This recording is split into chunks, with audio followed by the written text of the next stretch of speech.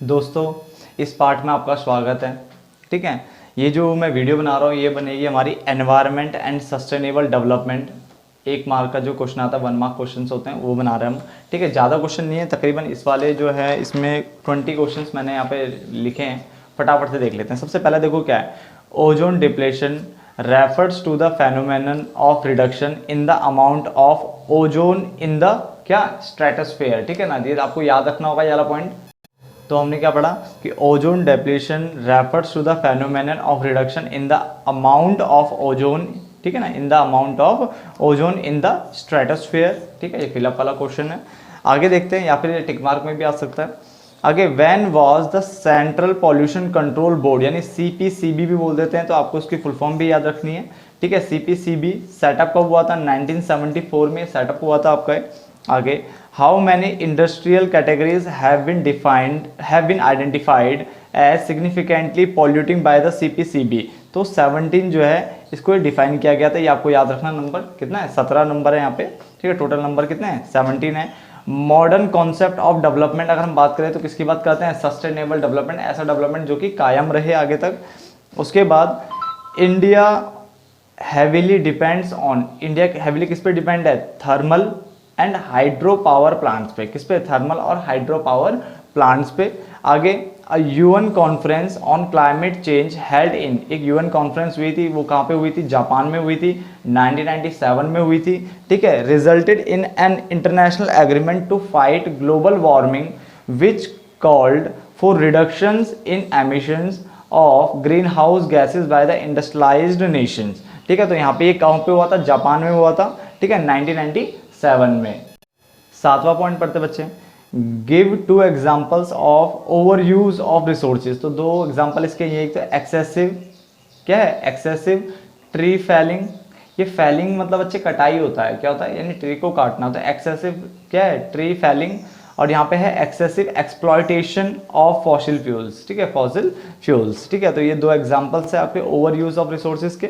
आगे, 2 major environmental issues, 2 major environmental issues the world is facing today, यानी जो world आज के टाइम पे फेस कर रहा है। तो एक तो डिप्लेशन ऑफ किसका? नेचुरल रिसोर्सेज, और दूसरा एनवायरमेंटल डिग्रेडेशन। ठीक है, ये 2 चीज़ें जो है ये वर्ल्ड आज के टाइम पे फेस कर रहा है। आगे, use of which has resulted in a significant reduction in Delhi's pollution, यानी किसका यूज़ करके दिल्ली के जो पॉल्यूशन पे ना कंट्रोल करने की कोशिश की जा रही है, वो है आपका सीएनजी इन पब्लिक ट्रांसपोर्ट, यानी पब्लिक ट्रांसपोर्ट में सीएनजी का यूज़ करके। आगे, dash is a conventional source of energy. तो जो ड्राई डंग आएगा तो समझ लेना कॉन्वेंशनल है, इसको बोलते हैं सूखा गोबर शायद। ठीक है, तो आप इसे चेक कर लेना, सूखा गोबर जो है वो कॉन्वेंशनल सोर्स ऑफ एनर्जी है। आगे, dash resources are those which get exhausted by the extraction and use. तो नॉन रिन्यूएबल रिसोर्सेज, कौन से रिसोर्सेज होते हैं? Non renewable. काफ़ी आसान सा चैप्टर है। ठीक है, आपको इसके आंसर आते भी होंगे क्योंकि ये बचपन से पढ़ते हुए आते हैं हम। आगे बढ़ें।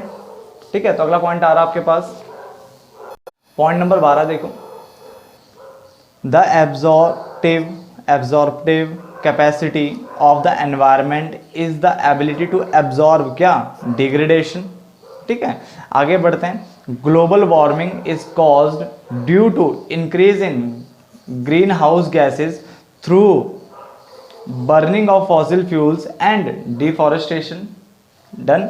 आगे पॉइंट नंबर 14 देखो, the origins of chlorine and bromine compounds in stratosphere are, क्या है? क्लोरोफ्लोरोकार्बन्स। क्या है? क्लोरोफ्लोरोकार्बन्स। ठीक है, क्लोरोफ्लोरोकार्बन्स। देखो बच्चे, मैं दोबारा रिपीट कर रहा हूँ क्योंकि देखो ये जो चैप्टर है ना, ये चीज़ें सुनी होती बचपन से सुनी हुई होती है, तो इतना बड़ा कोई चैप्टर खास नहीं है। ठीक है ना, एक बार भी आप पढ़ोगे तो आपको याद रहेगा वाला पॉइंट सारे जितने भी हैं। तो पॉइंट नंबर 15 पे देखो, in India the what black soil of the Deccan plateau, मतलब जो डेक्कन के जो पढ़ते थे ना, पठार वठार पढ़ते थे, वो is particularly suitable for the cultivation of cotton. तो यहाँ पे ब्लैक सॉइल इसका आंसर है। आगे, thermal power plants emit large quantities of carbon dioxide which is a greenhouse gas. Then आगे पास 17वां पॉइंट है, dash plants use the energy of such streams to move small turbines। तो mini hydel यहाँ पे ये use होता है। ठीक है, मिनी हाइडल प्लांट की बात कर रहा है। India alone accounts for nearly 20% of the world's total iron ore reserves, ठीक है। तो इंडिया कितना रखता है, ठीक है, 20% अकेले में ये बात करता है। बायोटिक अबायोटिक के ऊपर क्वेश्चन आ जाता है, याद रखना बायोटिक लिविंग थिंग्स होती है, अबायोटिक जो होती है हमारी वो नॉन लिविंग थिंग्स होती है। इसमें जैसे human, wild animals, birds, trees, bacteria, insects, ये सब इसके अंदर आ जाते हैं। यहाँ पे क्लाइमेट आ गया, soil, rainfall, water, air, pH, ठीक है, एक्सेट्रा यहाँ पे आ जाता है। Two major environmental issues facing the world today are, तो हमारी ग्लोबल वार्मिंग है और दूसरा क्या है, ओजोन डिप्लेशन। पहला कौन सा है, ग्लोबल वार्मिंग, दूसरा ओजोन डिप्लेशन है हमारा। तो ये आपके पॉइंट्स कवर होते हैं, ठीक है। ये मैंने जानबूझ के कवर किया था क्योंकि जब मैंने इसको कवर किया तो पीछे भी एक क्वेश्चन था आपके पास, ये रहा आपके पास, ठीक है। तो देख लेना आपके पास जब भी टिक मार्क का जो क्वेश्चन आएगा तो उसमें कौन कौन से पॉइंट्स हैं, अगर ये वाले पॉइंट्स हैं तो आप इसके अकॉर्डिंग आंसर लिख लेना, वरना तो आपके पास ये था। ये दोनों ही आपको कहीं ना कहीं किसी ना किसी साइड से मिल जाएंगे, दोनों ही आंसर यहाँ पे दिए हुए हैं, ओजोन डिप्लेशन और ग्लोबल वार्मिंग यहाँ पे, ठीक है। और इधर है आपका नेचुरल रिसोर्सेज का डिप्लेशन और एनवायरमेंटल डिग्रेडेशन, तो मैंने दोनों ही कवर कर लिए थे यहाँ पे। तो ये 20 क्वेश्चन अब मैंने आपको बता दिए हैं, आप इसे प्लीज़ लिख लेना और एक बार पढ़ लेना, क्योंकि सिर्फ एक बार पढ़ने से आपको ये याद हो जाएगा ताकि बोर्ड में आपके अच्छे नंबर आ सकें। थैंक यू दोस्तों, तो मिलते हैं नेक्स्ट पार्ट में जो कि हम बनाएंगे पॉवर्टी के ऊपर, ठीक है। वो गरीबी वाला काफ़ी लंबा चैप्टर भी है और थोड़ा उटपटांग सा भी है वो, तो उसको ख़त्म करेंगे। थैंक यू दोस्तों।